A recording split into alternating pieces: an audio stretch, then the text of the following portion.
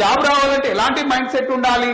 నేను అనుకుంటే ఏదైనా సాధించగలను. గుర్తుపెట్టుకో మిత్రమా, చిన్న చీమ కూడా తనకంటే ఎక్కువ పరిణామం ఉన్నటువంటి ఒక రాయిని ఇలా మోసుకుంటూ వెళ్తుంది. అంత చిన్న చీమకే సాధ్యమైనప్పుడు నీకెందుకు సాధ్యం కాదు? మహా అయితే రోజుకు ఒక 8 గంటలో 10 గంటలో చదవాలి. అంతకుమించి నీ మీద పెద్ద పెద్ద బండరాలు తీసుకొచ్చి పెడుతురా. వంటింట్లో నువ్వు చేసే పని కంటే ఇది పెద్ద కష్టమేం కాదు కదా.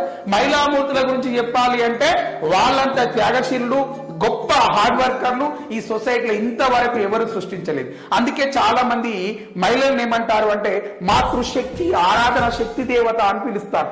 అలాంటి మీకు ఇది ఒక గొప్ప అవకాశం. మీరు ప్రతినిత్యం మీ యొక్క పనిని చాలా సులభతరంగా ఈజీ మైండ్ తోటి చేసుకుంటూ వెళ్ళండి. సక్సెస్ అనేది మీకే వస్తుంది. మరి ఇలాంటి సక్సెస్ ని పొందాలి అనుకున్నప్పుడు మనం తీసుకునేటువంటి క్లాసులు కూడా చాలా అద్భుతంగా ఉండాలి. ఎక్కడైనా అద్భుతంగానే ఉంటాయి, కానీ వచ్చేటువంటి క్లాస్ మనకు అర్థమవుతుందా? అర్థమైనటువంటి క్లాస్ మన